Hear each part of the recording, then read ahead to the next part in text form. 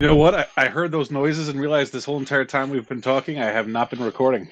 I was recording and then my laptop died because I forgot to plug it in. I'm sorry, Joe. I didn't mean to interrupt your story. No. It's good to know that we weren't recording a whole crap ton of that. We got to go Oh, all it's the on way the back server. now and restart talk and rehash everything about Nicolas Cage and. Oh no. People can live without that.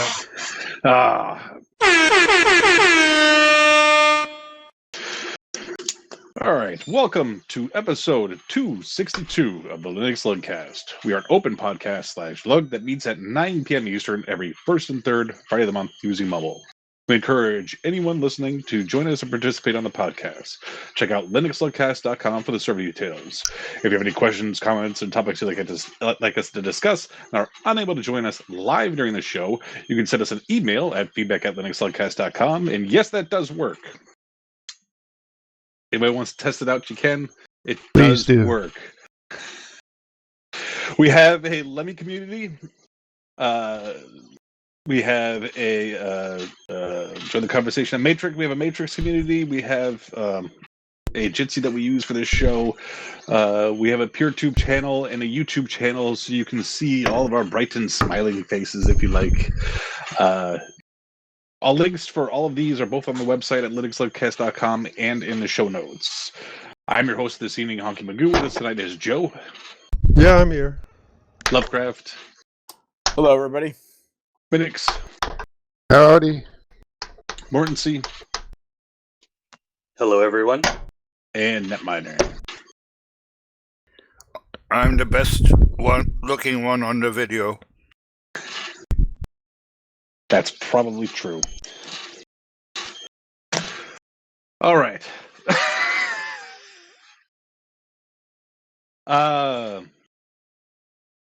Good Lord, we've already been talking for such a long time about stuff. Good Lord, we even talked about stuff that we've been working on before this show. So, right. I guess the talk that I was giving about that R36S didn't make the recording either. See, there you go. You can do it now because it didn't record till late. Oh yeah, it's a little handheld device, emulation system that got sent to me because it was quote unquote broken. But turned out all it was a cheap micro SD card that was the issue. So I had it fixed relatively quickly. It took me longer to find the micro SD card and format it than anything else. So I had a 64 gigabyte micro SD card that was new in the package. I just formatted that. I downloaded the software for it, the operating system, imaged it with Balena Etcher, and then this particular device has two micro SD card slots, one for the operating system and one for the games. So I am going to also probably replace the one for the games. I'll just pull them all off and like the entire file structure and then dump it onto a more reliable micro SD card, and then this thing will probably last at least another 6 months or so. I don't know. It doesn't seem that the screen is glorious on it, but the reviews on it are not that great, but it might be because of the micro SD cards going bad. What is it? RS36? R36S. R36. Link in the show notes. So it's a cool little device, but one of the people from one of the other podcasts that I'm on sent it to me because his kids kept complaining about it locking up on them, black screening. So it works now. I mean, Joe, have you heard of the Pocket Go? it sounds familiar. Let's see. It looks like this. Oh, cool. I'm wondering if it's a similar kind of chip to what that has. This one can emulate like everything below PlayStation 1. So I've still got this that I occasionally use. The Game Pi 20. Is that what the Raspberry Pi Zero? That's what one of the Raspberry Pi Zeros is in. I bought a bunch of them on Pi Day one year when they were like $5 each. Yeah. Or no, it was $3.14 each. So I got as many of them as I could between friends and family. So the RS30 or R36S, what can you emulate system-wise? I saw Neo Geo. I saw. Let me see. Let's see if I can go back. Yeah. Okay. So NES, Super NES, N64, Game Boy Color, Game Boy Advance, Nintendo DS, Sega Mega Drive, Sega Genesis, Sega Dreamcast, Neo Geo, Neo Geo Pocket. Oh, Dreamcast, really? Yeah. Pocket Color, PlayStation. It actually has PlayStation on here. I have not tried any of the PlayStation games. See, mine can't do PlayStation or Genesis. I mean, Dreamcast. I should put my ROM on here for Armored Core Masters of Arena. Let me see if it's on there already. I doubt it. No, it's not. It's in alphabetical order. So, but it does have the Castlevania games, which is cool. But I do have a ROM for, and yes, I own it, of Armored Core Masters of Arena. I'll see if that goes on here. And then PSP, so you can play PSP games on here. It's more powerful than mine. Options is all that one's called. All game. This supposedly has 17,814 games. And then arcade. That's not really a system. Capcom Play System 1, Play System 2, Play System 3, PC Engine, which is always an interesting one. Hold it up. The R36S. Is that what you have? Yeah. Yeah. Oh, okay. Oh, okay. So it's got like the Game Boy form factor. Yeah, with 2 joysticks. Oh, nice. Yeah, that's good. What did you say was wrong with it? Why he sent it to you? The micro SD card. Oh, okay. I mean, seriously, he should have been able to fix it. So, Famicom Disk System, Super Famicom, yeah, that's all of them. What have you been playing on? Not much really, because I've been playing all the stuff on the Docker instance. Right. So, I just tested out, made sure things were working. I made sure Sonic worked, and I made sure Super Mario worked. And I did test out Shadowrun on it. So that one's built in. I did have to change the engine to make it work, but it did work. So I can't complain. It's a working device. I don't know if I'll keep it or if I'll pass it along to somebody else, because I already have a Steam Deck. I already have the little handheld that I built. I've got those PSPs that I was working on that are set up for emulation. So I have a lot of stuff that will emulate. So I don't think I need another one. And then I don't know how much my son would like it, because he's already got a Nintendo Switch. So, since we're talking about video games, there's a few that I've been playing that I can recommend. One is called Wavelength. I don't know if you guys have ever played the board game version, but I think I talked about it before. There's a free mobile version that you just send a share code to, and they can jump on the same game server that's part of the Wavelength game. And once everybody joins, you're given a set of like questions. Anyway, it's a kind of a fun party game, or if you have family wants to play games, you can all play together. That one's a good one. Wavelength. Another one is a language learning game that's actually really good called Lingo Legend. So it plays kind of like a farming simulator slash RPG, fighting RPG slash crafting simulator. Anyway, but as you play it, you're given, depending on the language you chose, you're giving different words that you have to, or you're giving words that you either have to write the definition to, or definitions that you have to write the word to. And so you kind of learn words as you go along, and that's how you get experience points and money in the game and stuff like that. And so it's probably the funnest way I've seen yet to learn a new language. That one's called Lingo Legend.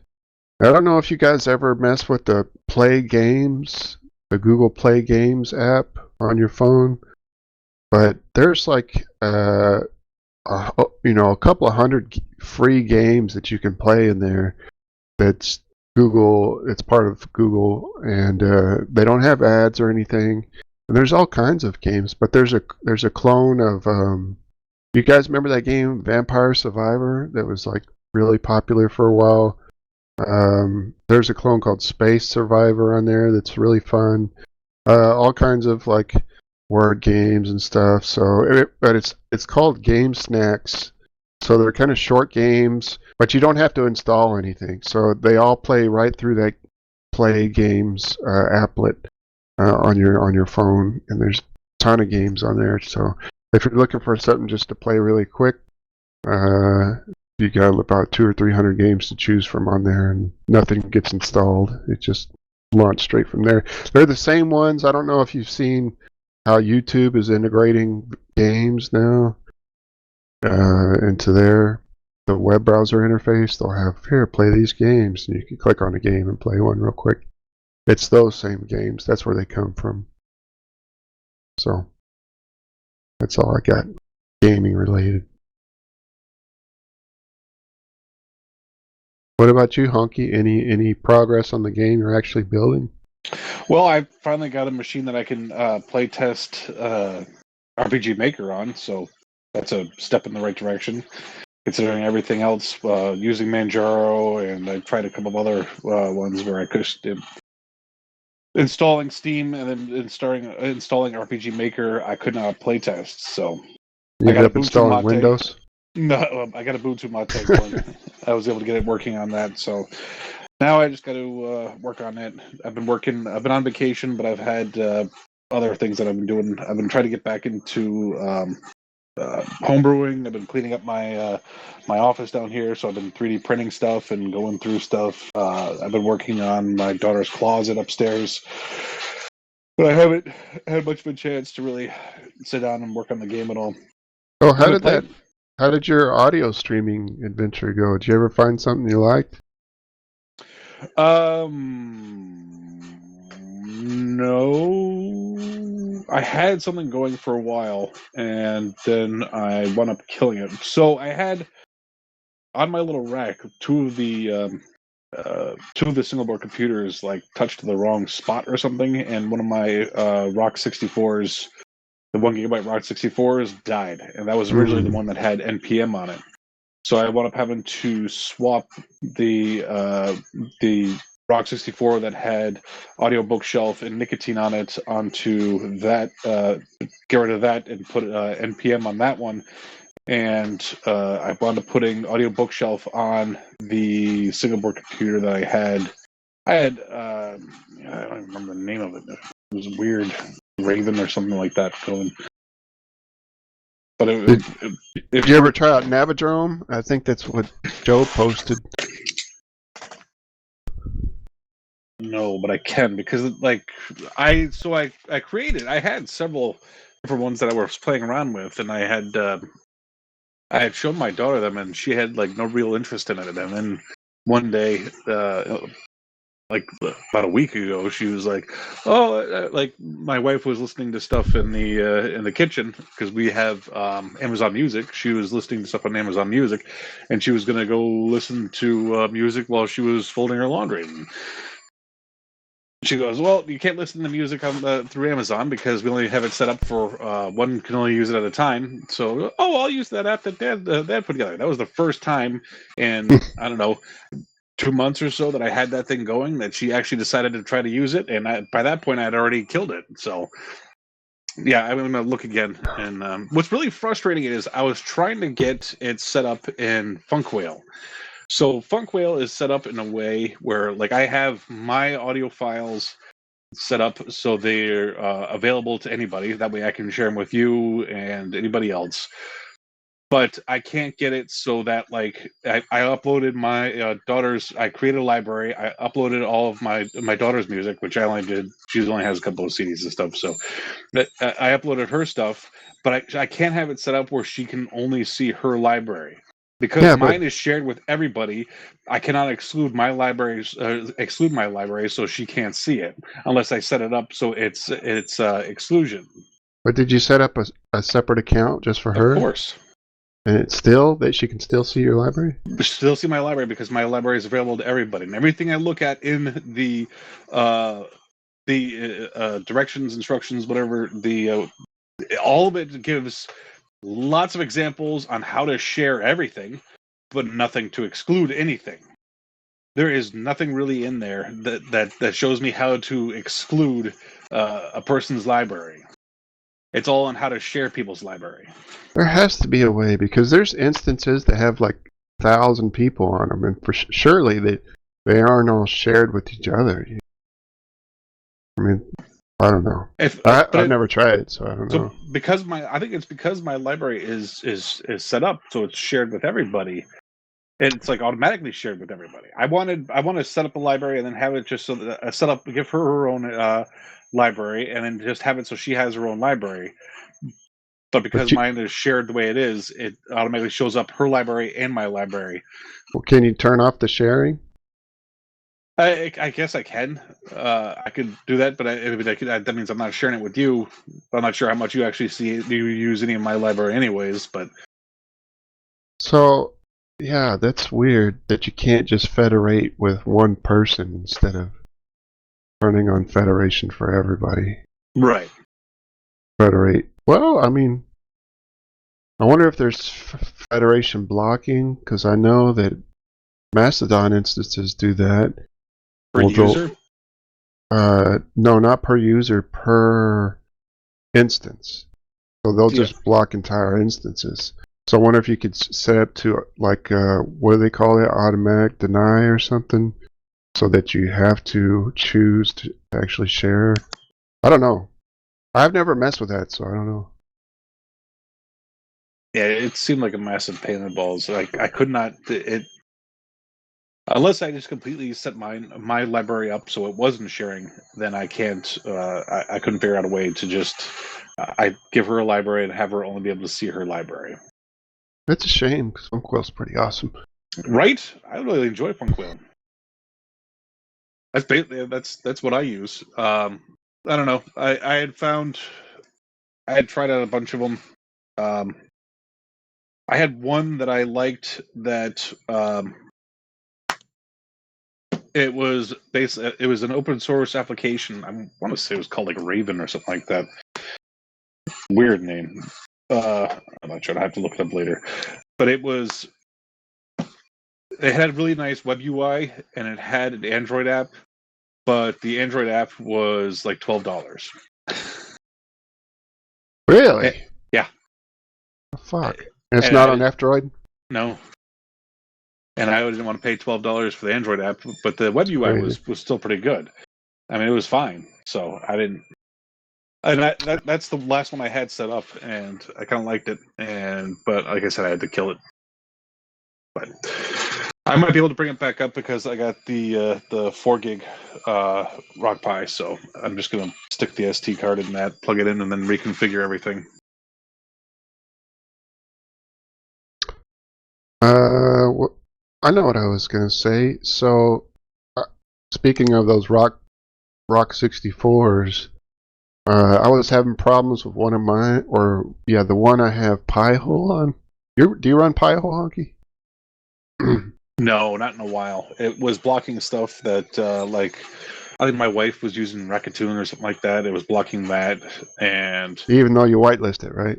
yeah, well, I Yeah. think I had it set up on DiaPi or something like that. So it was, I had it set up to whitelist, and it would still block it. And there was something else I was trying to whitelist too that my wife used that I would try to whitelist or block or even turn it off temporarily, and that didn't work either. So I wound up just killing it. So, yeah, there's something related to that. So I was having problems with just with the computer, not with Pi-hole itself. And so for a backup DNS server on my router, I think I can do a primary and secondary. But primary is Pi-hole, and secondary I just used Google's DNS 8888, and just in case the Pi-hole went down again. You should change that to Cloudflare 1.1.1.1 Why? because Google tracks and Cloudflare doesn't. Okay, that's fine. So what I noticed is once I added that DNS address, that my Android TV that I run Tubi on, that I watch Tubi on, all the ads were coming back. And even though the Pi-hole was working. There's another one that you can use. AdGuard has a DNS, and it's basically the same thing as Pi-hole, but controlled by someone else. Well, here's the thing. It wasn't a Pi-hole issue. It was an Android issue. So Android will do its best to reach Google's DNS server. So because I had it as my secondary DNS, it was ignoring the Pi-hole DNS and hitting the Google DNS, and so I wasn't getting any blocking. So I had all these ads coming on Tubi, even though Pi-hole was set up and working correctly, and I could watch it, and I didn't see any ads come through the ad list. You know how you can kind of refresh it and see it when they come through, and I couldn't figure it out. It's like, what the fuck? And then I remembered, I added that freaking Google DNS in there, and so I just deleted it, and now the only DNS server address I have in there is the Pi-hole, and then the ads went away. So it's sneaky like that. It'll ignore the Pi-hole DNS to try to hit the Google one. Also, on my phone anyway, the Amazon app, just the shopping app, takes forever to load when it has to, because it's searching for, maybe Amazon has a DNS, or maybe it's trying to hit the Google DNS or something, and so it'll finally settle on the Pi-hole DNS, but it takes, I'm not kidding, at least 60 to 90 seconds before the interface will even appear on the app, because I'm using the Pi-hole DNS. If I put Google's DNS in there, it comes up like that. I haven't had that issue, and well, I'm using the Pi-hole, but because I had it on my mini rack out here, I had a backup, but my backup was AdGuard. So now what do you do? Now what do you have in your router under DNS? I have that pointed to the mini server, the Docker instance. But do you have any other DNS? Yeah, my address? backup is AdGuard. Okay, but you don't have like a Google or a Cloudflare DNS? Okay. Well, Cloudflare's decent, but I'm not using them because I'd rather use AdGuard and keep ads off my network. Well, it'd be interesting to see if I add the Cloudflare DNS, if Android will try and hit that before it hits the Pi-hole DNS server, and if the ads will come back. Because I just added in there if the Pi-hole fucked up again and took everything down. So, I think I'll add that. Also, since we're talking about DNS issues, I cannot figure out how to get Pi-hole to work through WireGuard when I'm connecting to my homeland. Because WireGuard uses its own DNS 1010, whatever, I can't remember what it is, but so it ignores whatever DNS server you have set up at home, and it's all the DNS is wrapped up in the tunneling in the WireGuard tunnel. So it can't, like, I can't hit. I mean, if I type the IP addresses of my servers, I can hit them, my home servers that I don't want to expose to the internet. But if I type the local host names that I have set up in Pi-hole in the DNS server, it can't find them because it's not using the Pi-hole DNS. It's using whatever WireGuard's using, and I can't figure out how to bypass that. I had not noticed that before. Well, I hadn't put that together before. I had assumed it was an issue with my Pi-hole, but now that you mention it, it does happen when I'm using WireGuard where I can't access the DNS names that I set up in Pi-hole. And I haven't really searched that much to look for an answer. I'm sure there's a way to do it, but it's not. I mean, it's not obvious to me how you would do it, So I guess that's just the nature of how WireGuard has to connect. It has to have that internal DNS or something. But it's frustrating when you're trying to hit your local addresses, your local host, FQDNs at home, and you can't. Because all my stuff is like .lan, all my local stuff. No, I turned it into .jo. .jo. I like that. Yeah, but I also, so that I don't have to remember them all, I set up a Docker instance with a thing called LinkedIn, which the only thing that I have on there, it has links on it, of course, but all it is my local stuff, so that I can just have that brought up and then click on any of the local stuff and it brings it right up. Yeah. So I use something similar called Heimdall, and it's the same way. It's just the page of all your servers. Yeah. But yeah, that's my two DNS issues: the WireGuard one, and then the deal with adding Google as your DNS server. But I'm going to try that, Joe. I'm going to switch that to Cloudflare and see what happens. 1111. See if I still get, because I really do want a backup DNS on there just in case, because that Rock 64 is getting pretty old. And that goes down. Well, it's going to be bad. I bring my server down for various reasons, hardware changes, got to restart for whatever reason, or restart the container for whatever reason.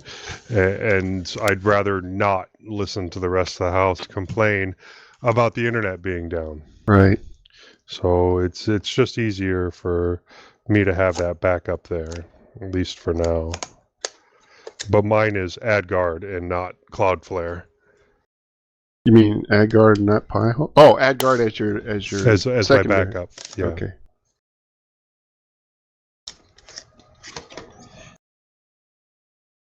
No, Minor, have you been working on anything?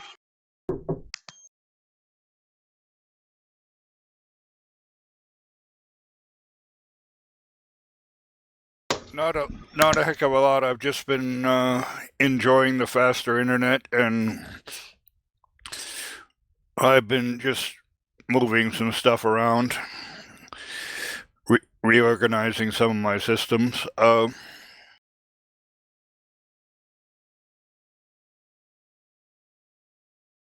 No Pi stuff so far. Although I did free up a nice monitor for the Pi system. So, do you have a DNS server? I have no DNS, and I don't have Pi-hole running anywhere yet. It's very handy. I mean, not even counting Pi-hole's ad blocking, but just having a DNS server is super handy. Evidently, there's another DNS sinkhole called AdGuard that you can install on your servers or on your PC or whatever, and have that do your network-wide DNS ad blocking. I mean, I would still have Pi or something like Pi-hole. It's just installed, like Pi-hole, but even if I didn't, need ad blocking, just because the DNS server is so freaking handy. because you don't have to set host names within your RC files or anything, and you don't have to remember IP addresses, and I mean, you still need a proxy for some things, but it's actually really handy. Oh, one of these shows, Danny, you're going to have to go down that list of all your Proxmox stuff that you have set up, because it looked like a rather long list when you showed it last time. Yeah, I'll do that for sure. For this, before I got this lead on this job, I was building a portfolio, just in a web page, and I was describing everything I was doing with Proxmox and basically my whole home network setup and stuff. And I still have that. I'm wondering if I should finish it and just go ahead and publish it. People can get ideas from it, but I was doing that kind of as a portfolio/resume. Yeah, I've thought about doing that for a long time, just setting up a link where has my resume, and then another link, within that points to the projects and things that I'm currently learning or working on, or things that I've done in the past, just for people thinking about hiring, just to see the things that I do. I think it makes you stand out, man. I think to me, it's impressive when somebody has something like that. I haven't done a lot of hiring, but when I have, there's one guy that had that, and I was impressed. I didn't hire him, but I was still impressed that he put that much effort into, and he did a good job too. So, the school is teaching my kid HTML and CSS. Mm-hmm. See, that would be a good thing if they bothered to teach her anything else with the computer first. Oh, so They didn't teach her what an basic operating system is. They don't teach her how to use it, any typing or anything. They didn't teach her anything about files, file management, file structure, how to do anything with it. They had given them iPads in the past, and all of a sudden they plopped her in front of a computer, told her about like spam and phishing and stuff like that, and then decided to throw her into coding in HTML. What the fuck? I feel like they skipped a shit ton of stuff that's actually important to learn, and then just threw them into something that's fun to know. But with CMSs, it's fucking useless. So I Teach mean, them fucking basic. Was she able to choose that class, or was that just No. hoisted upon her? Or? Middle school, she doesn't get to choose classes. Okay. Yeah. So, what is the name of this class? DLCS. What does that mean? I have no idea. They don't tell you what that means. Something computer science? I guess. But yeah, like I said, they all know how to use an iPad because they're just given an iPad and to use, and then they pop them in front of a computer and they're like, here, this is all the bad stuff that's out there. Now create a web page. The final project for the class is creating a web page using, what is it? They got to insert a picture, do a header, subheader, change the different types of fonts and different types of colors fonts. I mean, I guess it's cool to get. Maybe that helps to get kids interested in computer science, but that's not what I would choose. I remember having to teach myself that crap in high school, so I learned it on my own.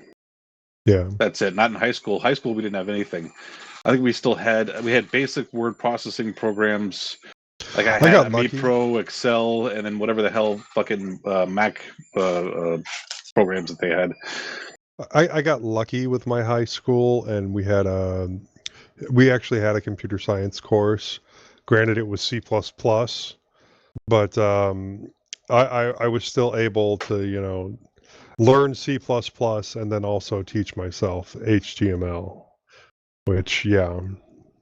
It looks like it stands for Digital Literacy and Computer Science. I Googled it. Yeah. Oh, nice.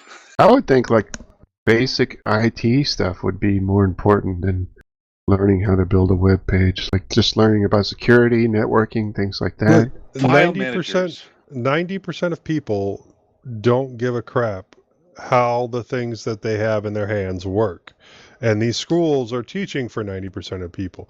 You can interest a kid in making their own content and things like that, but convincing them that they need to learn how a computer works is a little bit more difficult.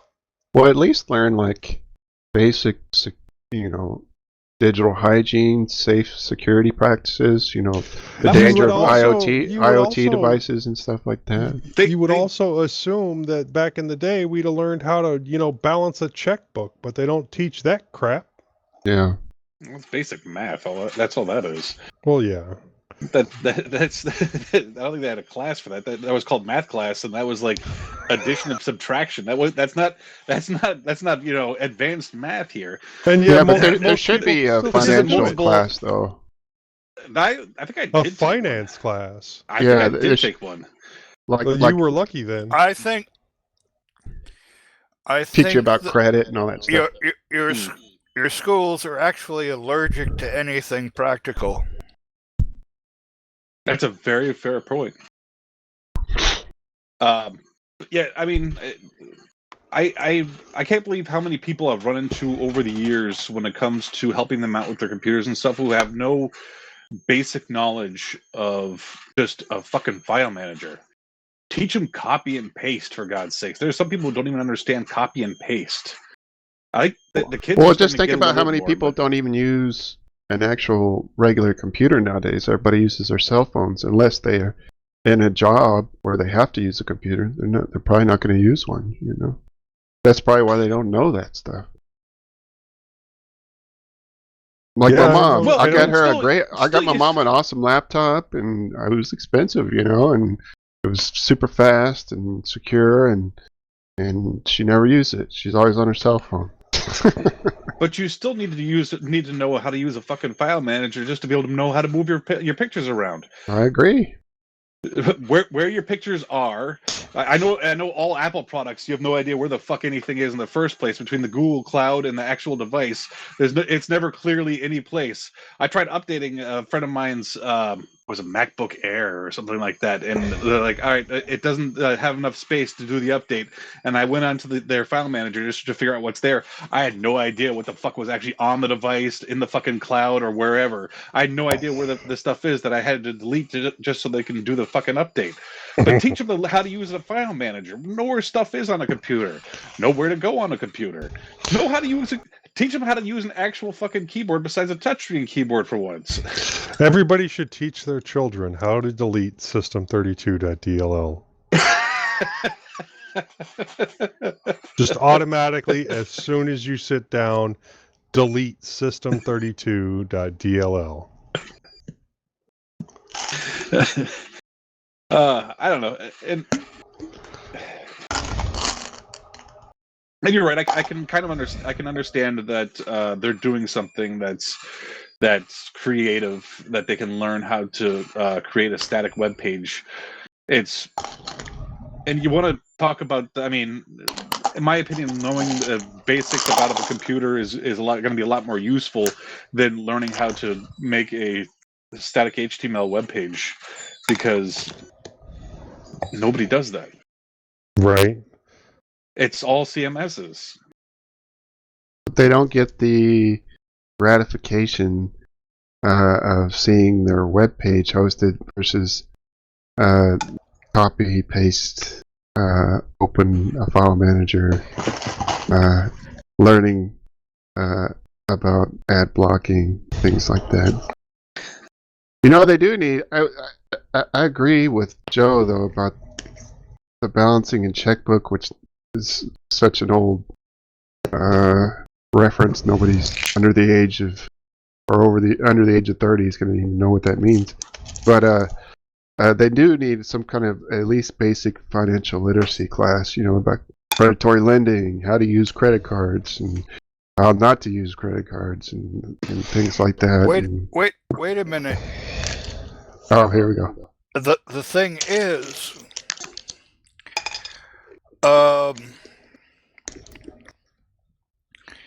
it's like if they were actually looking for practical stuff, they would also be showing kids how nasty state lottery stuff is, and a lot of there is a large movement to make kids unaware of things that industry can profit on. Credit cards, student loan hell. Yeah, that's another good one, student loans. And all of this practical stuff, I mean, how many kids learn how to drive but don't know how to change a tire or check the oil? In fact, some cars don't even have dipsticks anymore. Sure they do. They're just the ones behind the wheel. Oh, you stole my joke, you bastard.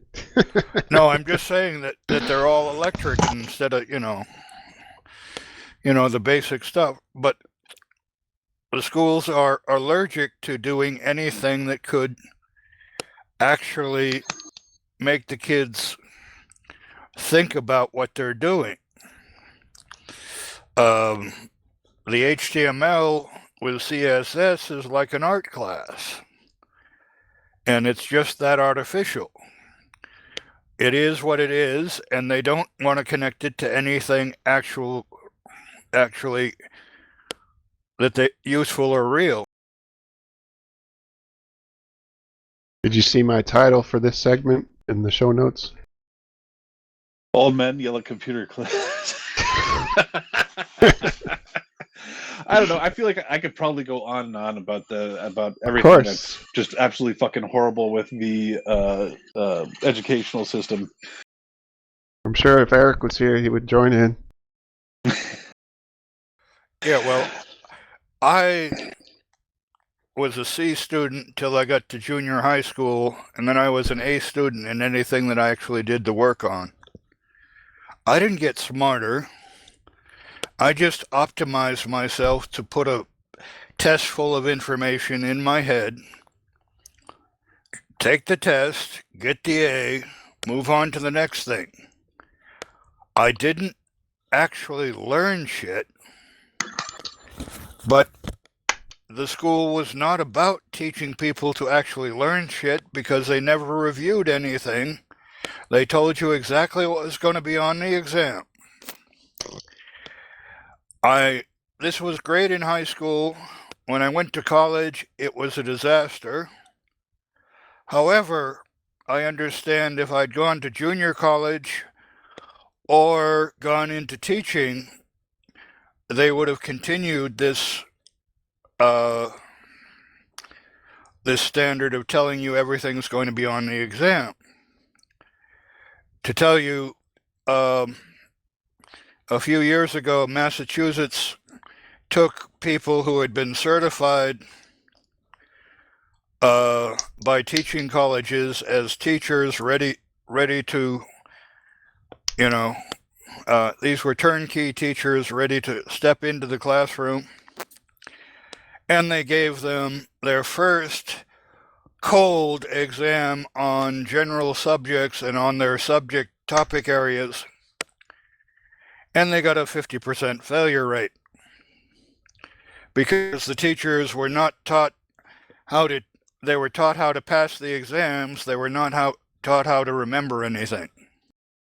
Well, all the teacher needs is the book, and then tell them to read these pages, and then most of the time the tests are already pre-made tests. They're not coming up with the information, and they just hand it to them, and that's about it. You have an answer sheet, and they have the book with all the answers in it, and then they just use that to grade the tests.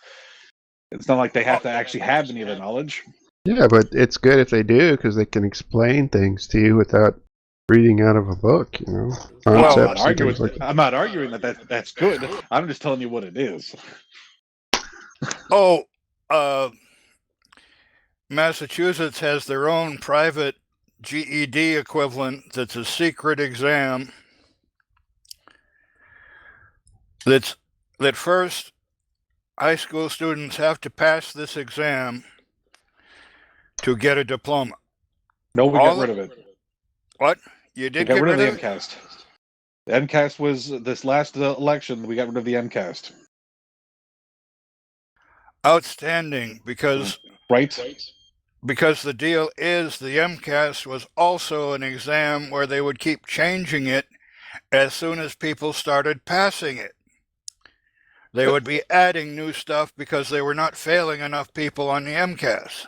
That in schools only taught to they only taught to the MCAST. That's it.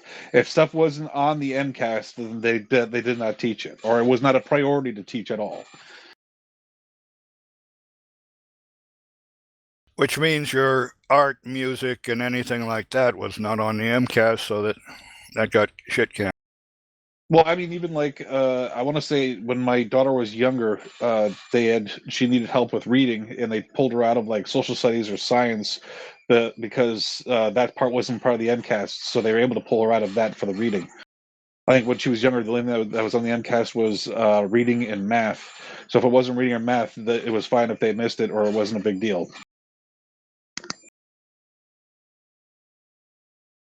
Yeah, I mean,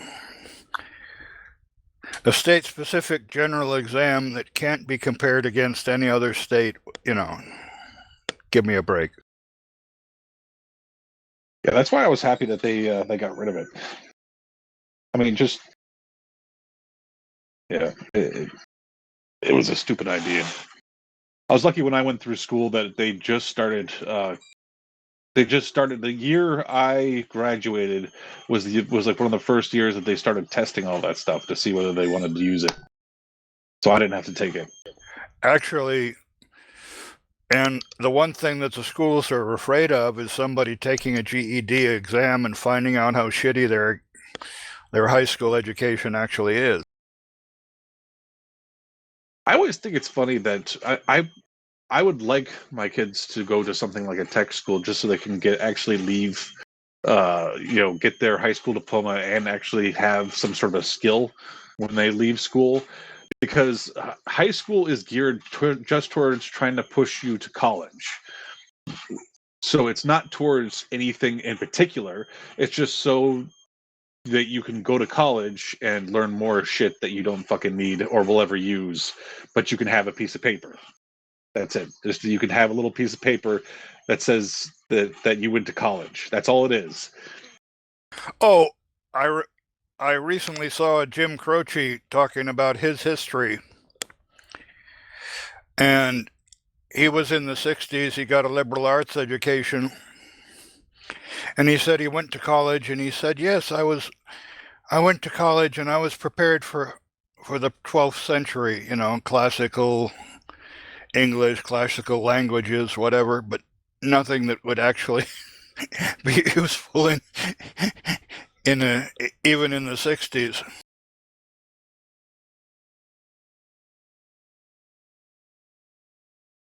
Anyway, now that we've got the teachers' unions against us, let's move on to something interesting.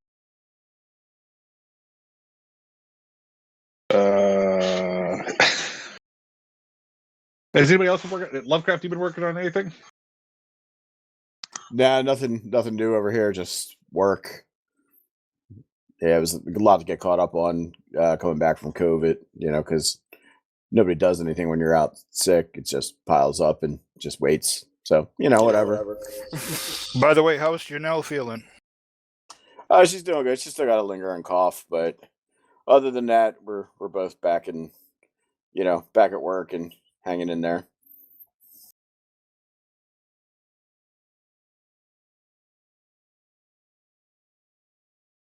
Morton, you been working on anything good? No. Just work. Making the new wife angry. And work. The other Linux admin quit. His last day is Friday next week. Oh, fun. So it's all on you. He has 700 documents, but they're in one Evernote, and there's no free way to transfer all those to our Windows systems, either Teams or OneNote. Evernote has a tool. So we Evernote to has export to PDF. No, Evernote has a tool to export to text. At least it did when I got off of it. I don't know. I don't care either. It's the contractor wants all the information. And I'm like, sure, I have a meeting room set up every day. I was like, you can hop in and share whatever you want. Or not. I don't care.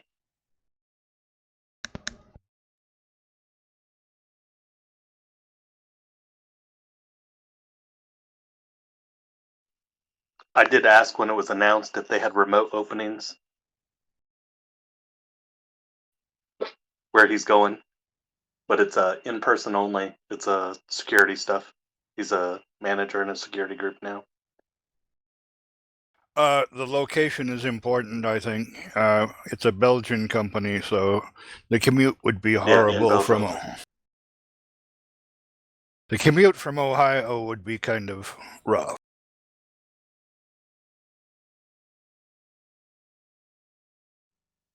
Fly back on the weekend, say hi, fly right back out.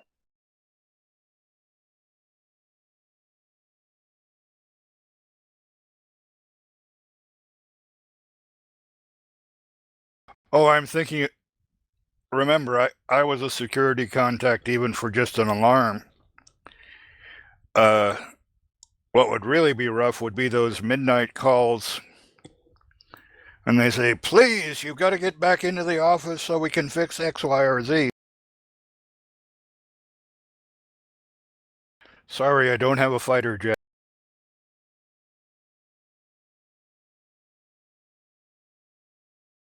I'll be there in 13 hours. Hey, you guys remember these? No, Yep. because we Yep. can't see those. SD cards? I have tons of them. Adapters. Adapters. Oh yeah, I got tons of adapters. Yeah. Are they even worth anything? Keeping around anymore? Keep one. I have It's a micro SD card adapter, right? I have SD cards, but I've got like more adapters. Oh, you keep yours too? I have one here in the office. I have like 60 of them in a cigar box with other USB adapters. I'm gonna keep one should and throw the have rest one. away. Yeah, here we go. No, that's an empty box. Because I just opened one today. They're also good to keep your SD cards in because the SD cards are so small that, the Keeps micro you from SD cards losing are so them. small. Yeah, exactly. I keep my SD cards in like a little plastic thing. There you go. Box. Yeah. Okay, I got one of these.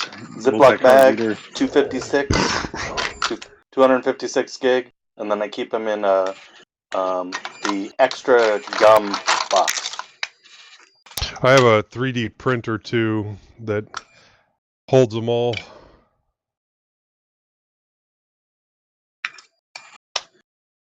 Joe, what is that that little Game Boy thing you got?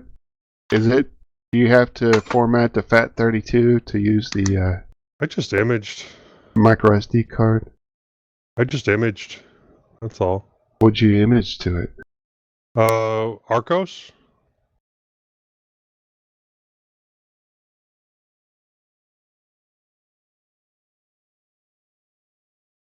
Bring it up.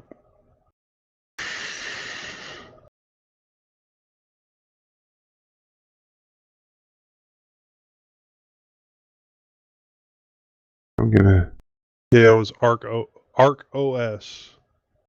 got a little 4 gigabyte card. I'm gonna put some games on for this little Pocket Go.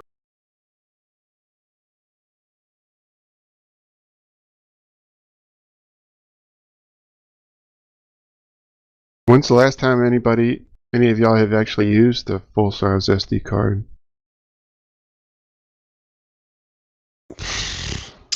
I can't remember. My I wanna Pi s- 1. That's what I used mine for, the Pi 1. I gave one to somebody a couple of months ago to Was it for back camera? back up a Nintendo DS, I think it was. And I Oh, gave is that him what the, they use? Yeah. Yeah, I gave him like an adapter and like a, I forget how big the card was, but yeah. I've had a couple PCs that have the slot there, and then I'll get the slim adapter like you get for some of the Apple machines, so that it's a lot closer to flush, Mhm. and then put a micro SD card in that and slide it in there.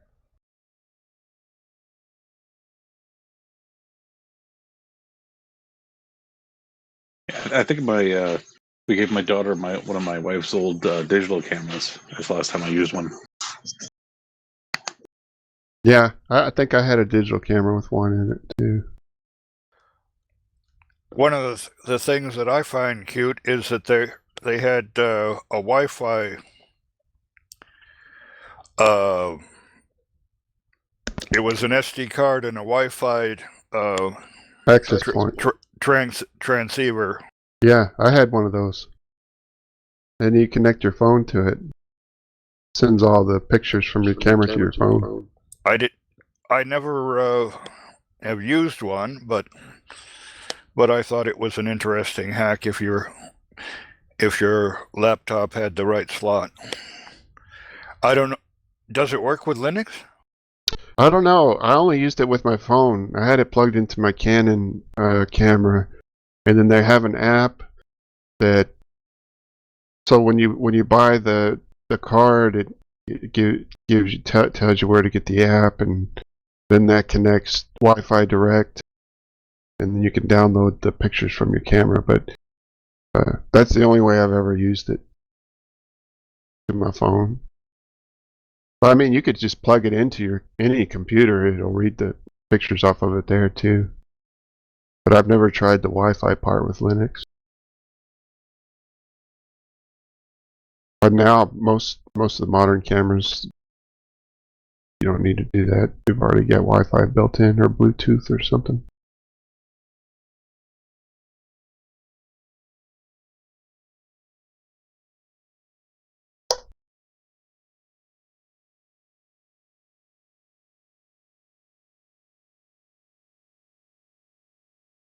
So do we want to talk about the movie? Yeah. We can, sure. Pull it up here. Future Kit. I posted that. Oh, me and Lovecraft were talking about the movie and Matrix. They had that one scene with the general enlargement. genital enlargement.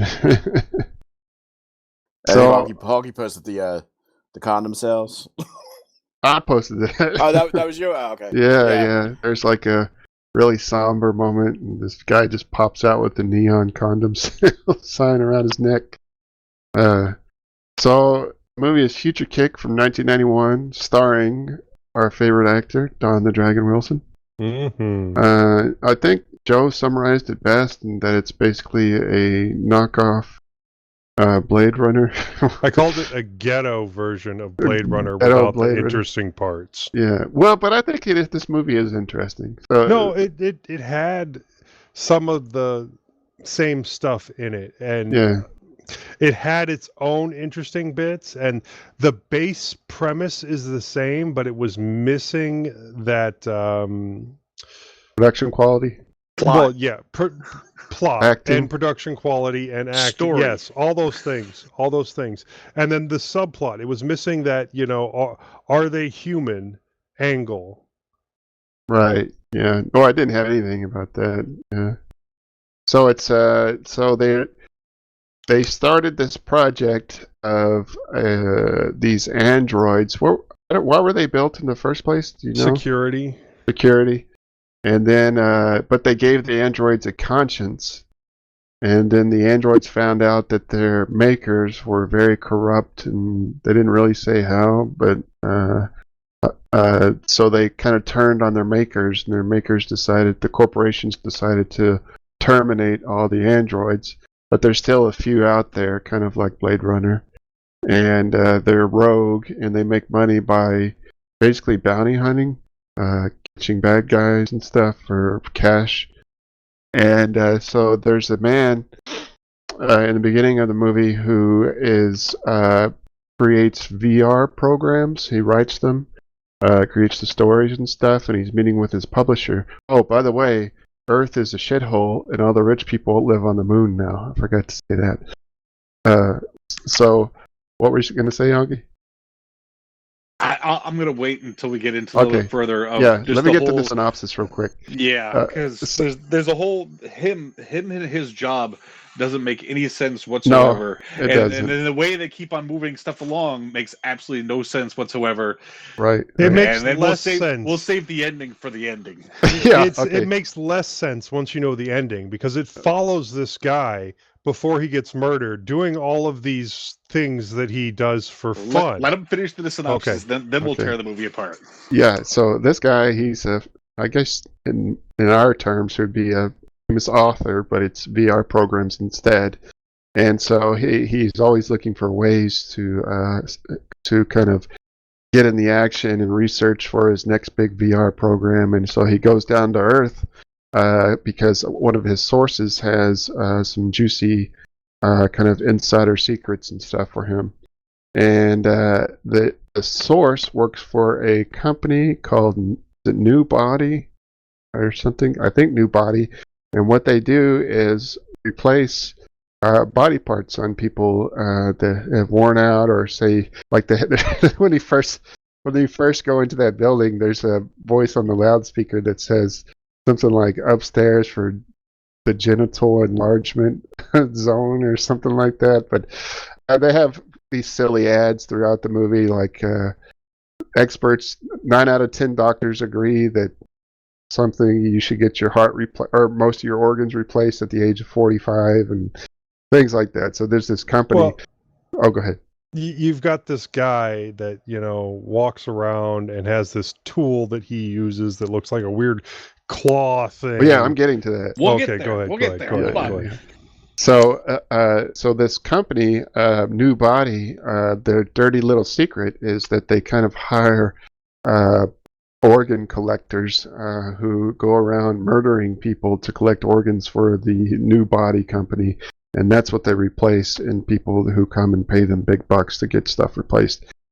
So the woman that has the information works there and has a disc that's going to expose all their secrets, and gives it to the man who meets her in a seedy nightclub, and he wants to use it in his VR adventure stories. And shortly thereafter, she gets murdered, and as does he, by one of the henchmen that supplies body parts to New Body. And his wife comes down from the moon to planet Earth, and looking for him, finds out he's killed.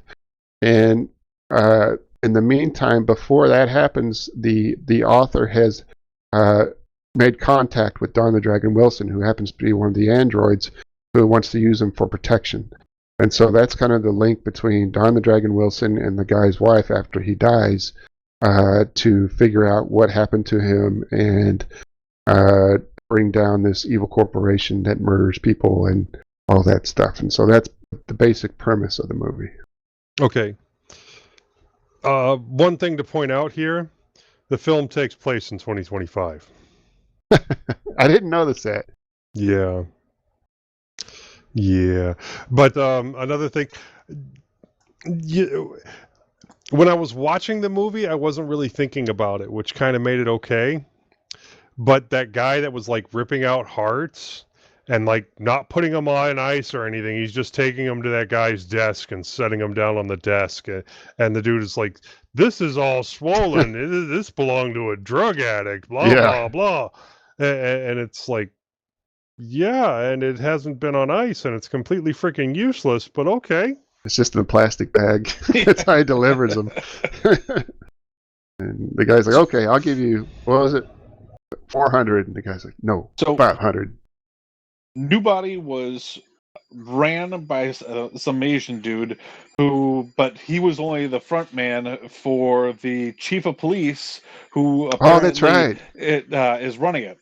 Yeah, the Now, the crooked. chief of police, is the chief of police also involved with the corporate police or corporate people who just seem to be wanting to go after the I think he's on the take. cyborgs? So he's protecting the company in exchange for money, I But believe. does he have anything to do with the corporation's police that hunt down the No. the No, rebels? no. No, So He's he's part just of a the cop. regular. So He's just there's only paid two off to cops. keep his eyes closed. Yeah, he's a The only dirty two cop. cops that you see is the woman who works the front desk, basically telling everybody meh, and then the chief of police who just basically looks the other way and who apparently is the person behind the new body. Which Two major he's a plot chief of police, points. not a doctor. Two major plot points that you missed in the early synopsis. One, the wife tried on the VR headset and didn't like it and took it off immediately, right at the beginning. Well, no, she said that she doesn't like using it or something like that. And then Right. right around the time after he leaves, she puts it on. And right, and then the whole rest of the plot where it's following the guy around and he's doing all this stuff in the seedy underground underbelly of Earth and then dies. But another thing that got missed is there were originally two cyborgs. There was Don Andrews and his buddy. Andrews, yeah. Yeah, and then the whole start showing what was going on was the buddy dying, because all these people got together to collect the bounty on him and take him out. So only one of them got away. Right. Or the corporate police or whatever the hell it was that took him out. So this guy's job that he keeps talking about is he writes. I thought he wrote or created the little headset thing. You're saying that he it's kind of like a game and that he's a publisher for the game? No, he's hired by the publisher to write new stories or scenarios and things like that. And they just said, when he went and visited them, how many did they sell of his last adventure? 100,000 or something. It was a lot. Yeah. I don't know. But that's his job. Yeah. So basically, he writes the stories for games, and he needed this secret information from New Body to create his next game. Which, by the way, he comes the husband comes down from the moon because all the rich people live on the moon. Turns into a fucking pervert. Yeah, it just spends all of his time in strip clubs and strange gambling dens. Well, his wife's on the moon. The gambling game that they have where you're focused with this laser beam that was with your cool. brain. Laser blade. Yeah. I like that game. We need to talk about that a little bit. So exploding people's heads. Yeah. Actually, it sounds like Earth is one big combat zone. Yeah. Yeah. It's basically hell now. Well, what did that guy say? We have 100 murders a day in our city or something? The police chief? Yeah. So, yeah, they have this game called... I didn't watch the movie, but this story reminds me of the good old days of Washington and Essex when I was a somewhat green and jaded college kid in the 70s and early 80s. Yeah, this would be like New York City in this late 70s, early 80s when it was just hell, basically. So that this game they play called Laser Blade, I believe, is it's inside this bar and everybody bets on it. And what you do is you get two opponents. Each one sits in a chair across from the other, and these clamps come down on their wrists, and their hands are on these tiny joysticks. And the game starts, and there's this ball of energy that appears in between them. And the whole point of the game is to try to get the energy ball to hit your opponent and kill them. And then the winner, everybody collects their bets on the winner or whatever. So it was kind of cool. There's some pretty hardcore gore in this movie in certain scenes. There's one part where the killer finds the guy that works in the bar, and he puts him in that machine, and then he hits him with the energy ball, and the whole top of his head just boom flies off. Yeah. Wasn't there another part where a guy's just standing there and gets hit with a ladder and his head flies off or something? Like, I forgot who that was. Oh, that was the guy that said, usually I get paid for information, Oh, like right. the old dirty homeless guy from the bar or something. And the killer throws that ladder down, and it just knocks his head off. Yeah, that and the thing that Joe was describing about the three-bladed knife that's used to primarily just to rip hearts out. Right. That's all this guy does is takes this three-bladed knife and cut people's hearts out the entire movie. And it just jabs in, and you just see it comes out always nice and clean, this fresh heart right in the middle of the three blades. And he just drops it on the table. Yeah, and there's an extreme gratuitous amount of nudity in this movie, and the women are gorgeous. It's just there wasn't a whole lot of point to all of the nudity. It was all side characters. It's an early '90s straight-to-video Don and Dragon Wilson movie. What do you expect? You got to have boobs to keep people interested. That's right. It's not going to be that plot. That's what makes people rent it. Boobs, gore and the boobs. Yep, the fighting. Well, this it sounds like sounds like the boob shots were the most intelligent part of the movie. Oh, yeah. Oh, definitely. Oh, yeah. So who wants to give away entertaining. the ending? Yeah, so if you're listening now, we're about to spoil this. Did anybody see this coming? No, and it kind of makes most of the movie pointless now that I think about it. Makes all of the movie pointless. All of the movie was pointless. Yeah. More pointless. So the ending is, spoiler alert, it was all a virtual simulation. And the wife at the end takes off the headset, and everything was the story that the man had, or the story program adventure, whatever, that her husband had written. And the husband was right there to the greet whole her. time. Yeah. Meanwhile, he had been killed, murdered, and she was looking for the killer. And so all of the story that they had there, all the backstory where she wasn't in it, was completely frivolous. So all the stuff where he went to Earth and was in the seedy underbelly and all that, completely, utterly pointless. yeah, how would she even experience that? How would she? Yeah, because she wouldn't be there to experience it. Right. Makes She sense. didn't know any of that stuff. That's why she went to Earth to find out what the hell was going on. Well, one of Shakespeare's where he has the story inside the story inside the story type thing? I think they were trying for that and missing horribly. I don't know what they were trying for, but the ending was just like, I didn't like it. How pointless can you make the rest of the movie in one scene? Yeah, it's just, it negated everything that happened. But do you remember when he was first wearing the headset and working on the program, and he saw those things happen, and then he said, well, it's still got some bugs I have to work out and stuff. Mm-hmm. And, I don't know where I'm going with that, but just that's part of it. So, yeah, I mean, there's not really much to negate anyway, as far as this masterpiece of sci-fi. Actually, I have a soft spot for these kind of movies, like the kind of dark, gritty sci-fi noirs. Especially the early 90s. Yeah, early Especially 90s, if it late has 80s, Don the early Dragon 90s. Wilson in it. Well, it didn't even need to have Don the Dragon. Oh, we But it forgot to helps. mention the most famous actor that was in it. Chris Penn. There you go. Chris Penn. The only real actor in it who had one word. Who we didn't mention was the android that belonged to the killer. Right. So yeah, it was interesting that there was another android, and yeah. And remember how he was eliminated? He was kicked into an electric panel, and then his head exploded. Meg Foster is, an actress. Yeah, that's true. What was she in before? Masters of the Universe. Not what I was thinking of. She's been in a lot of movies. They Meg Foster. Live. They Live. That's what it was. I was thinking of. Those blue eyes are just penetrating. Yeah. She was in Hellblazers.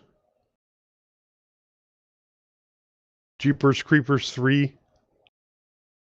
I didn't think this movie was terrible. I mean, it is no. what you have to compare it to the genre, at the time, straight to video, Don the Dragon Wilson genre. We were really down on this movie while we were discussing the plot and things, and well, obviously Don can't act, but You watch your mouth.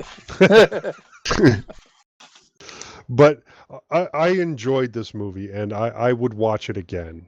Yeah, I mean, it was just kind of a popcorn movie, and it was fun and just silly, goofy. There were some funny moments, probably unintentionally funny in it.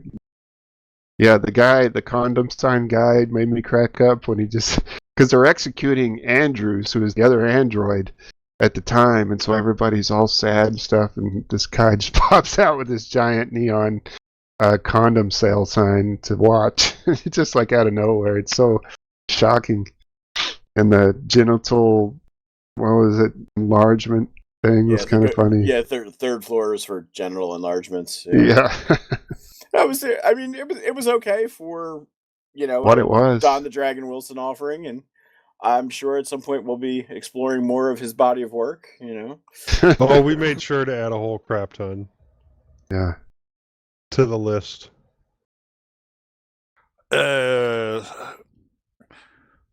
Does that mean that this is time to pick the next Don the masterpiece movie? Well, no. First, we have to. Oh, we have to rate it. I'll give it a thumbs up. Okay, Thumbs up for me. Really, Honkey? Why? You didn't think it was entertaining? No. Were you bored? Yes. I think I fell asleep through parts of the ending, and then I wound it back, and then fell asleep again. And then after a while, I'm like, Then I saw the ending. I'm like, wow, I really don't care. Or once he gives it the eyes covered thumbs up, the shameful thumbs up. Shameful thumbs up. Well, that's 4 thumbs up. So that's great movie. Well, it was fun, and the VR twist at the end was good for the year. Well,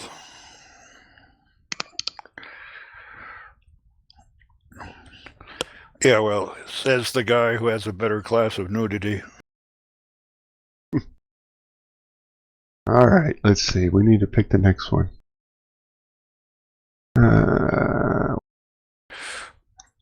Female nudity, I was thinking more. Full frontal male nudity. Stop by. Yes, you came back just for the high quality segment of ending the show.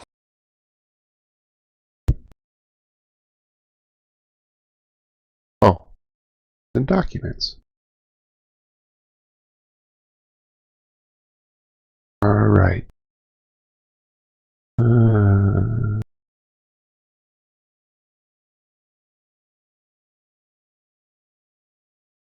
Type it out. There it is. Okay, I haven't heard of this one. The next movie is 2023's T.I.M, spelled T.I.M. Anybody heard of this? Nope. Is he a rapper or something? Notorious T.I.M.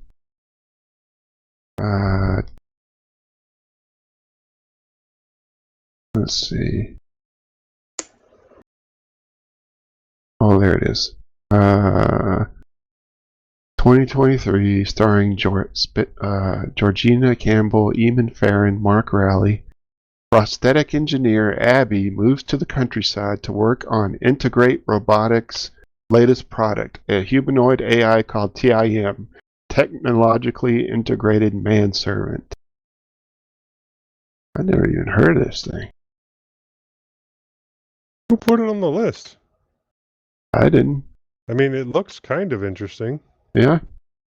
Yeah, this doesn't look too bad. Well, and where's it streaming? I'm gonna have to see what you guys think of this, because I have a T.I.M of my own, my brother. He's your robotic manservant? It just got creepy. Not in exactly. The preview. He's spying on a mother in bed. Yeah. He looks familiar. Oh, it's on Hulu. and you can rent it on Amazon or Plex.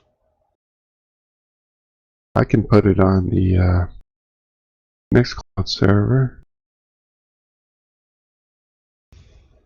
Do you have it already? No, but I can grab it real quick. Premium eyes.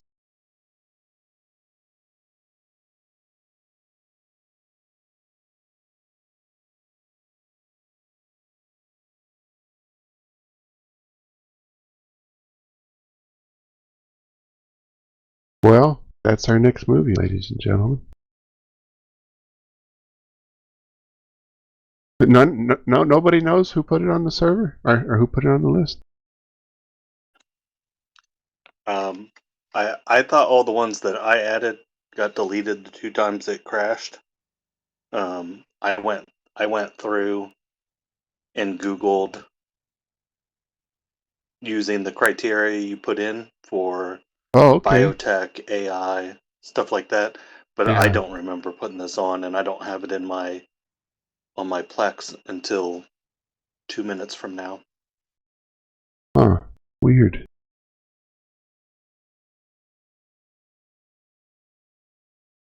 Okay.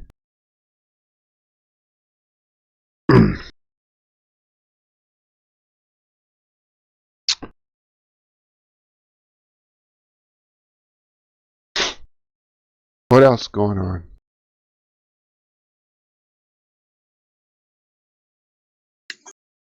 I don't know. Trying to look into.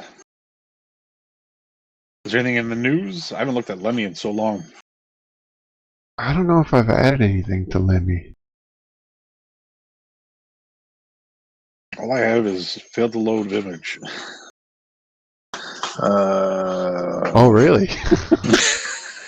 Is that what? So it's not even running? Oh no, it's running. I'm using Connect. For whatever reason, it won't show the images. It shows me links, but it doesn't show me the images. Oh yeah, that is an issue. Google starts tracking all your devices in 10 days. That was 15 days ago. Did we already talk about that? I don't know. I'm just saying you- that was posted to Lemmy 15 days ago. Did Yeah. you see that Amazon is going to prevent you from directly downloading your books?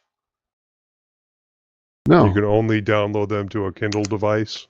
I think it's either today or the 26th. But you'll no longer be able to download them on your PC to move to your device. So they will maintain complete end-to-end control. So, so you can't read them while you're offline? Is that? No, you'll still be able to read them on your Kindle or on the Kindle app on your phone, but you can no longer download them to your PC. Now, me personally, if I buy a book, I assume I own that book, even if it's the digital one. So Right. I will download it, I will remove the DRM, and I'll put it on my Calibre server. So that way I have access to it any way that I want to at any time. But I guess that's wrong. Interesting. I didn't know that.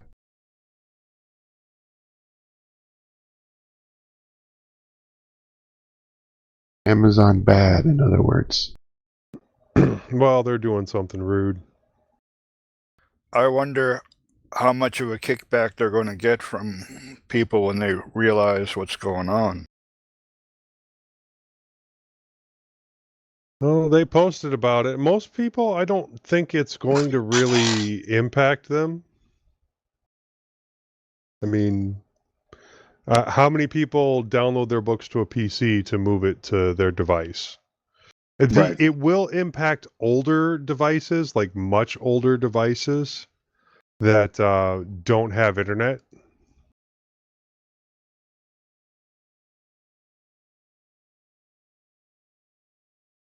Like some of the Paperwhites that didn't have internet, the original ones. Mm-hmm. Oh, really? So they won't even be able to use them now? Well, they won't be able to put new books on them. That doesn't sound very nice.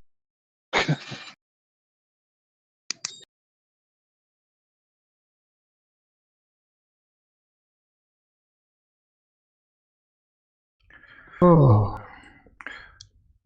I'm with Minnix. I'm.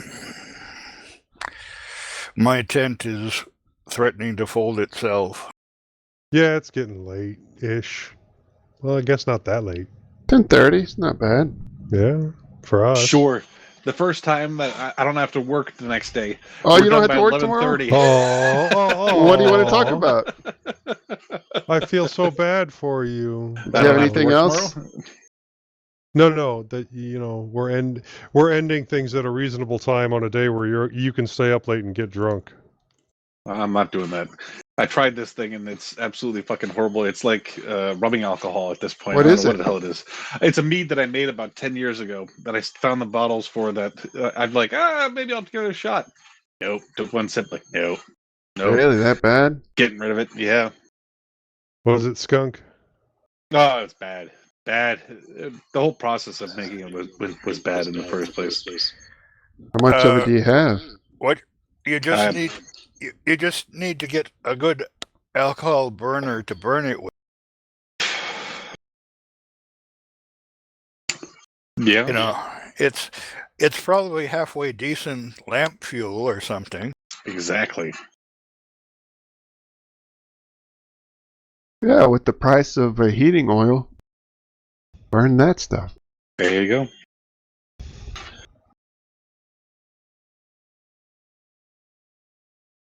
Oh man. Well, Master of Ceremonies, can you remember how to close the show? I guess. All right. Our next recording date will be March 7th, 2025. Our music is downright provided by Cloud2 and Brome. And like to thank Minnix for the Mumble server, Jitsi server, Lemmy, Matrix. Am I missing anything? No, No? All right. I don't think so. All right. I've been your host this evening, Honkey Magoo. With this tonight has been Joe. Good night. Lovecraft. Good night, everybody. Minnix. Good night. Morton C. Good night, everyone. And Netminer. Good night. Good night.